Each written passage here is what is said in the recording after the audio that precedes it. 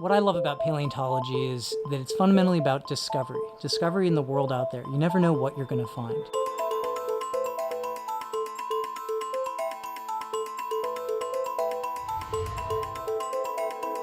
For the site in Chile, we just happened to be at the right place at the right time. We heard about this unusual site called Cerro Baena many times before, and one of our colleagues brought it to our attention because it was being exposed by a road construction company.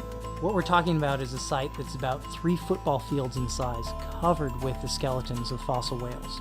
The skeletons were exposed right next to the Pan American Highway, so there's 18-wheelers, large road equipment going by all the time, creating vibrations that can actually damage and destroy the fossils. Our job is to preserve as much information as possible, and we had precious little time to document anything scientifically relevant about how those skeletons came to rest.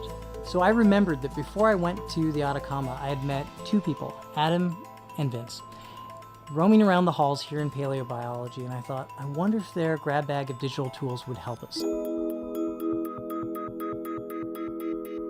So we met Nick years ago in the basement of the Natural History Museum when we were digitizing a dinosaur fossil. He stopped by to see what we were doing, and we talked for 20 minutes, and then we didn't hear from him for over a year. Suddenly we got a panicked phone call, and he wanted to bring us down to Chile within a week. And so within about a week, we found ourselves on an airplane with all of our equipment heading to the desert in Chile. I think within maybe 30 minutes of our plane landing, we were on site and we started 3D scanning.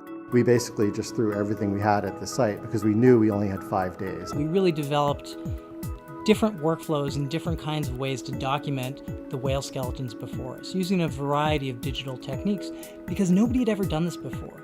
There was no field guide about how to use 3D in this context. One of the exciting things about documenting something in 3D on location in another country using new technologies is that you don't know exactly what you've captured until you get it back into the lab and you get to process everything.